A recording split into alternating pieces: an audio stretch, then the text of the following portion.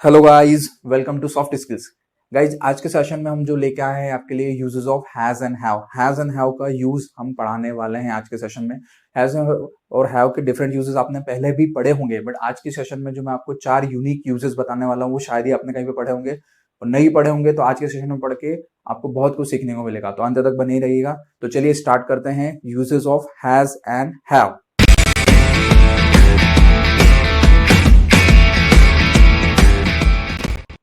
चलिए guys, uses of has on have में इसके दो तरीके से यूज कर सकते हैं। सबसे पहले हम उसको as a helping verb use करते हैं, second as a main verb use करते हैं। हेल्पिंग वर्ब की तरह अगर हमें यूज करना है तो हम कहाँ पे करेंगे? टेंसेस में। मैंने आपको पहले ही पढ़ा चुका हूँ कि हैज और हैव का यूज होता है डिफरेंट डिफरेंट टेंसेस में, बट आज हम जो फोकस करने वाले हैं कि उसको एज अ मेन वर्ब की तरह अगर यूज करते हैं तो उसका क्या यूज होगा। सबसे पहला उसका यूज होगा टू शो पोजीशन। जो चीजें हमारे पोजीशन में रहती हैं, हमारे अधिकार में रहती है, उनको बताने के लिए हम किसका यूज करते हैं? हैज एंड हैव का। सेकंड, अपने रिलेशंस बताने में, रिलेशन कैसे बताते हैं, बॉडी के पार्ट्स बताने में, कोई सी डिसीज वगैरह हो गई है और वो बताने में। और इसके अलावा भी कुछ यूनिक यूजेस हैं मैं जो आपको पूरे सेशन में डिटेल में पढ़ाने वाला हूं। तो चलिए स्टार्ट करते हैं। सबसे पहला यूज पोजीशन। पोजीशन में इसका यूज किस तरह से करते हैं। और जो रही बात हेल्पिंग वर्ब वाली, तो मैं आपको टेंस पढ़ाऊंगा जब उस टाइम में आपको इसका डिटेल में बता दूंगा कि हैज एंड हैव का यूज किस तरह से करते हैं। तो चलिए स्टार्ट करते हैं सबसे पहले पोजीशन को।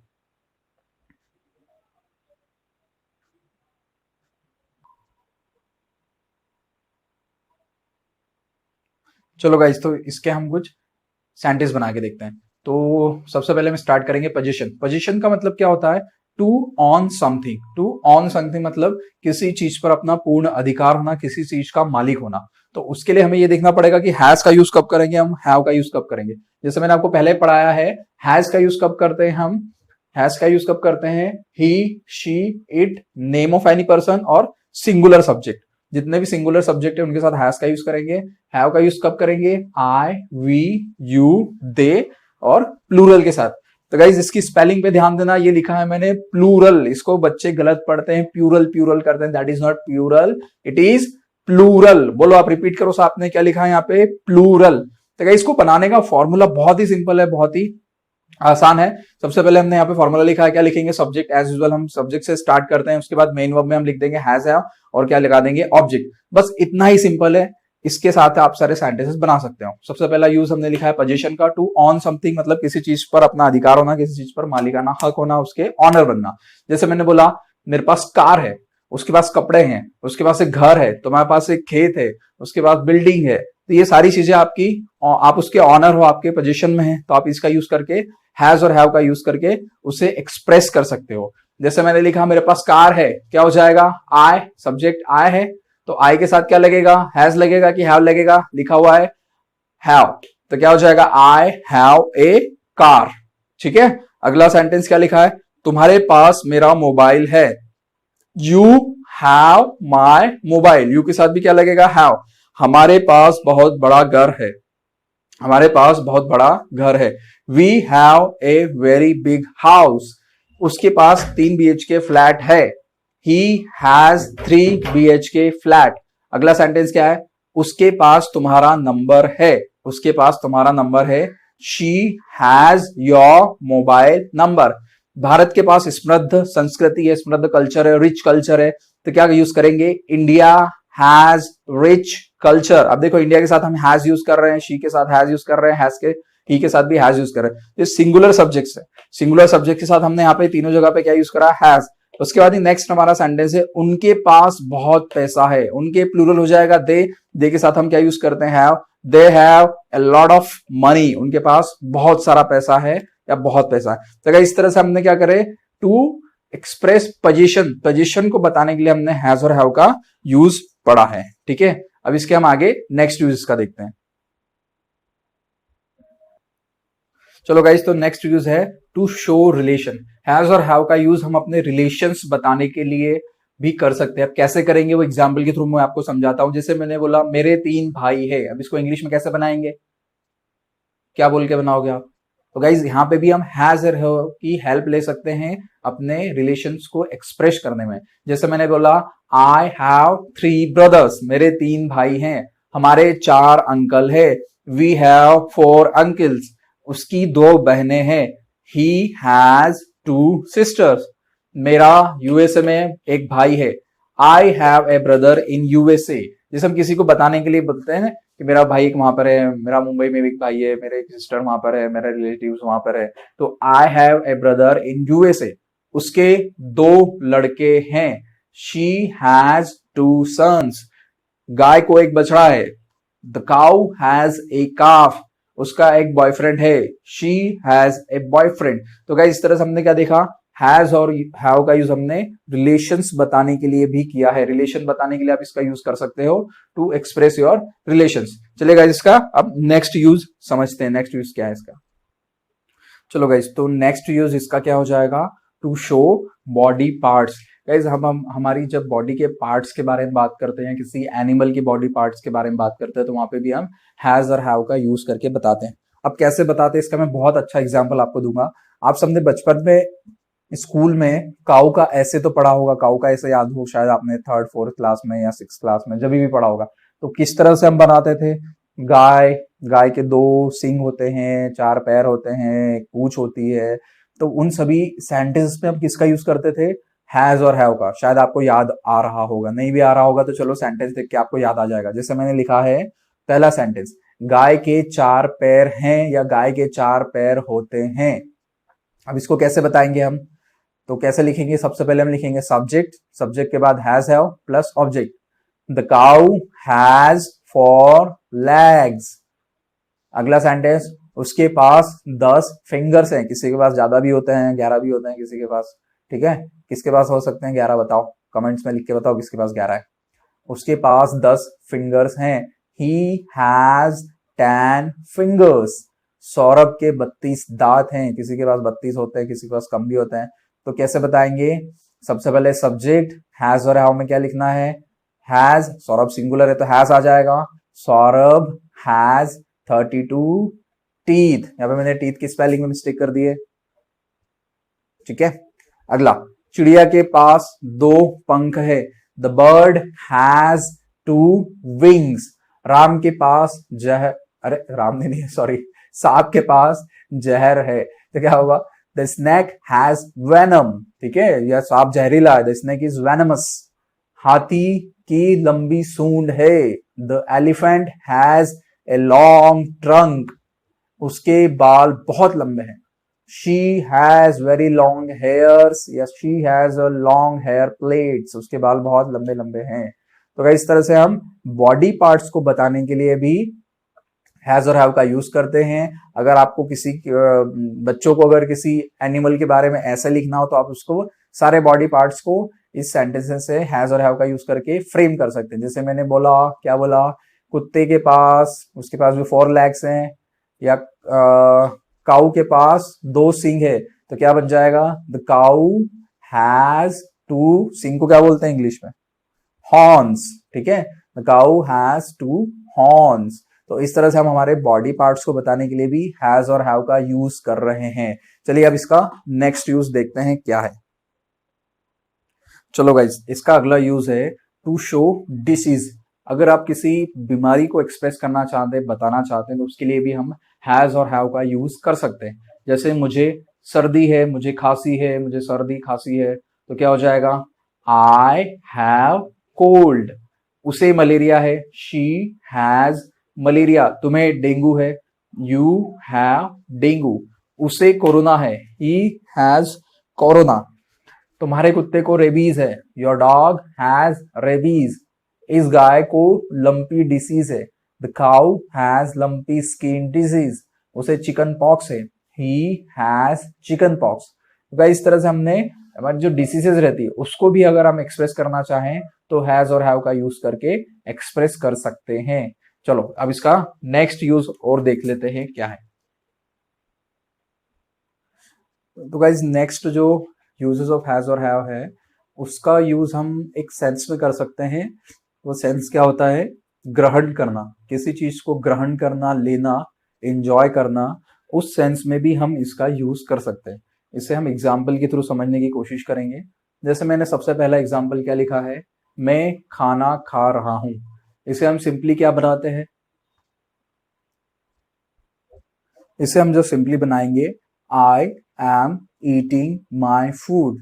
मैं खाना खा रहा हूं। इसी को अगर हम हैज और हैव से एक्सप्रेस करना चाहें तो कैसे बना सकते हैं? ईट की जगह हम हैव का यूज भी कर सकते हैं। I am having my food, मैं खाना खा रहा हूं। जैसे अगला एग्जाम्पल लेते हैं, मैं पार्टी कर रहा था। जैसे अगर आपसे कोई पूछता है तुम उस समय पर क्या कर रहे थे, जैसे मैंने तुम्हें जब कॉल किया था तुमने कॉल अटेंड नहीं किया था, तुम उस समय क्या कर रहे थे? मैं पार्टी कर रहा था। तो क्या सेंटेंस बना सकते हैं? I was having party. अगला सेंटेंस, वह आराम कर रहा था। He was having rest. तो यहाँ पे करने के लिए मतलब किसी चीज को ग्रहण करने के सेंस में भी हम इसका यूज कर रहे हैं। हम डिनर कर रहे होंगे, उस समय हम डिनर कर रहे होंगे। फ्यूचर का है, फ्यूचर में बनाना हो तो we will be having dinner, we will be having dinner. तो इसे खाने पीने की चीजों के लिए, किसी चीज को ग्रहण करने के सेंस में आईएनजी फॉर्म में एक्सप्रेस करना हो तो हम वहां पे इसका आईएनजी फॉर्म हैविंग से बना सकते हैं और एक्सप्रेस भी कर सकते हैं। तो चलिए अब इसके आगे इसके नेगेटिव सेंटेंसेस देखते हैं, नेगेटिव इंट्रोगेटिव किस तरह से बनेंगे। चलो गाइस, तो अभी हम हैज और हैव के नेगेटिव सेंटेंस बनाएंगे। तो नेगेटिव सेंटेंस बनाने के लिए हमें क्या करना पड़ेगा? स्ट्रक्चर में हम थोड़ा सा चेंज करेंगे। हम यहाँ पे स्ट्रक्चर में क्या लगा देंगे? डू नॉट और डज नॉट, और उसके साथ हम हैव का यूज करेंगे। कैसे करेंगे आप सेंटेंस में देख सकते हैं। स्ट्रक्चर पहले तो समझते हैं। यहाँ पे स्ट्रक्चर क्या लिखा हुआ है? Subject plus do does plus not plus have plus object. अब यहाँ पे गाइस नेगेटिव और इंट्रोगेटिव में हम हैज का यूज कहीं नहीं करेंगे, हमेशा हम हैव का यूज ही करेंगे डू डज के साथ। जब भी हम डू डज के साथ इसके नेगेटिव बनाएंगे तो हैज भी हैव में कन्वर्ट हो जाएगा। अब यहाँ पे क्वेश्चन होता है कि हम डू कहाँ पे लगाएंगे और डज कहाँ पे लगाएंगे। तो गाइस जहां पे हम हैव का यूज कर रहे थे वहां पे हम क्या लगा देंगे? Do not have. और जहां पर हम हैज का यूज कर रहे थे वहां पे क्या लगा देंगे? Does not have. दोनों जगह पे हम हैव ही यूज कर रहे हैं, हैज का यूज कभी नहीं कर रहे हैं डू डज के साथ नेगेटिव बनाते वक्त में। तो पहला सेंटेंस देखते हैं, मेरे पास तुम्हारी बुक नहीं है। मेरे पास तुम्हारी बुक नहीं है। तो सेंटेंस क्या हो जाएगा? आई, अब इसका नेगेटिव बनाना है हमें, तो अगर मैं इसका अफर्मेटिव बनाता मेरे पास तुम्हारी बुक है तो क्या बनता? I have your book. इसका नेगेटिव क्या हो जाएगा? I do not have your book. हमारे पास कोई कार नहीं है। We do not have any car. उसके पास कोई फ्लैट नहीं है। He doesn't have any flat. उसे कोरोना नहीं है। उसे कोरोना नहीं है। She doesn't have corona. उसका कोई बेस्ट फ्रेंड नहीं है। ही, अब यहाँ पे डू लगेगा कि डज लगेगा? ही does not have any best friend, और डज नॉट के साथ भी हम हैव का यूज ही करेंगे। हमारे पास कोई सोना नहीं है। We do not have any gold. उसका मुंबई में कोई रिलेटिव नहीं है। He does not have any relative in Mumbai. तो गाइज इस तरह से हमने क्या किया? नेगेटिव सेंटेंसेस बनाना सीखा डू और डस का यूज करके, और सभी के साथ हमने डू डस के साथ हैज फॉर्म को हटा के सभी के साथ हमने हैव फॉर्म ही लिखा है। अब इसके हम क्या करेंगे? इंट्रोगेटिव सेंटेंसेस पढ़ते हैं। सिंपल इंट्रोगेटिव, सिंपल इंट्रोगेटिव कैसे बनेंगे? चलो गाइस, तो इसके सिंपल इंट्रोगेटिव बना के देखते हैं। सिंपल इंट्रोगेटिव हम किसका यूज करते हैं? क्या वर्ड का।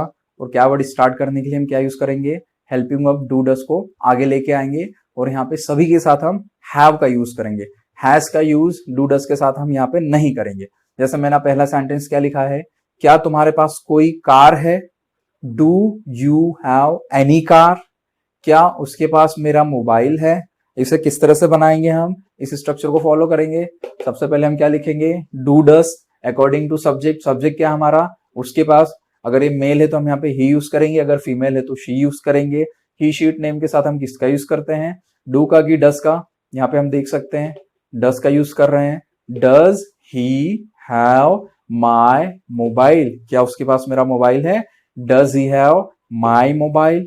क्या किसी के पास मेरी बुक है? क्या किसी के पास मेरी बुक है? अब यहाँ पे किसी व्यक्ति की बात हो रही है तो इसके लिए हम क्या यूज करेंगे? एनीवन। एनीवन किस में कंसीडर होता है? सिंगुलर में। और सिंगुलर के साथ हम क्या यूज कर सकते हैं? डस का यूज करेंगे। Does anyone have my book? क्या किसी के पास मेरी बुक है? क्या राम के पास कंप्यूटर है? राम किस में आ जाएगा, name of any person, singular, singular के साथ हम क्या यूज करेंगे, डज, डज, फिर उसके बाद यहाँ पे क्या लिखेंगे, सब्जेक्ट डज राम, उसके बाद हैव एनी कंप्यूटर, क्या राम के पास कोई कंप्यूटर है, does Ram have any computer, क्या तुम्हारे पास पर्याप्त समय है। अब तुम्हारे पास यू किस में कंसीडर करेंगे हम, प्लूरल में, प्लूरल के साथ किसका यूज करेंगे, डू का, do you have enough time, क्या तुम्हारे पास पर्याप्त समय है, do you have enough time, क्या उसके पास छाता है, उसके पास मेल फीमेल है, अगर मेल है तो ही, फीमेल है तो शी, हमने यहाँ शी से बनाया है, शी को सिंगुलर में कंसीडर करते हैं, उसके साथ हम डज का यूज करेंगे, does she have any umbrella, क्या तुम्हारे पास कोई कुत्ता है, तुम्हारे पास के लिए सब्जेक्ट हो जाएगा यू किस में कंसीडर होता है, प्लूरल में, यू के साथ हम किसका यूज करेंगे, डू का, do you have any pet dog, क्या तुम्हारे पास कोई कुत्ता है, do you have any pet dog. तो गाइस इस तरह से हमने इसके सिंपल इंट्रोगेटिव देखे। सिंपल इंट्रोगेटिव हम किससे बनाते हैं, वर्ड क्या से, और हिंदी में हमने क्या से बनाया, और इंग्लिश में डू डज हैव का यूज करके हमने इसके सिंपल इंट्रोगेटिव सेंटेंस बनाए। चलिए अब मैं एक साथ सारे सेंटेंस आपको बना के बता दूंगा, अफर्मेटिव, नेगेटिव, इंट्रोगेटिव, उसको हम देखते हैं। चलो गाइस, तो अब हम सारे सेंटेंसेस अफर्मेटिव, नेगेटिव, इंट्रोगेटिव तीनों को एक साथ बना के देखते हैं कि किस तरह से बनेंगे। सबसे पहले मैंने आपके सामने एक सेंटेंस लिखा है, क्या है, राम के पास कार है, तो किस तरह से बनेगा, affirmative, Ram has a car. अगला सेंटेंस इसी का मुझे नेगेटिव बनाना है, राम के पास कार नहीं है, या राम के पास कोई कार नहीं है, राम, अब राम के साथ क्या लगेगा नेगेटिव इंट्रोगेटिव के लिए, नेगेटिव में क्या यूज करेंगे, does, Ram does not have any car. इसी का अगर मुझे इंट्रोगेटिव बनाना हो, सिंपल इंट्रोगेटिव, क्या राम के पास कोई कार है, तो डज आगे चल जाएगा, does Ram have any car, क्या राम के पास कोई कार है, क्या राम के पास कोई कार नहीं है, ये इंट्रोगेटिव नेगेटिव हो गया। अब इसको दो तरीके से बना सकते हैं, पहला तो क्या है, does Ram not have any car, या does not Ram have any car, ये दो तरह के सेंटेंस आप इसमें फ्रेम कर सकते हैं। नॉट को या तो आप अलग से डज राम सब्जेक्ट के बाद नॉट लिख दे, या नॉट को और हेल्पिंग वर्ब को साथ में लिख दे, डजंट राम, इस तरीके से भी आप बना सकते हैं। अगला सेंटेंस है, हमारे पास एक कंप्यूटर है, वी हैव ए कंप्यूटर। इसी का नेगेटिव, हमारे पास कंप्यूटर नहीं है, या हमारे पास कोई कंप्यूटर नहीं है, we do not have any computer, क्या हमारे पास कोई कंप्यूटर है, do we have any computer, क्या हमारे पास कंप्यूटर नहीं है, don't we have any computer. अगला सेंटेंस, तुम्हारे पास खाना है, यू हैव सम फूड, तुम्हारे पास कोई खाना नहीं है, you do not have any food, क्या तुम्हारे पास कोई खाना है, do you have any food, क्या तुम्हारे पास कोई खाना नहीं है, don't you have any food. तो गाइज आज हमने सेंटेंसेस बनाए किसके, हैज और हैव का यूज करके, हमने अलग अलग तरह के सेंटेंस बनाए।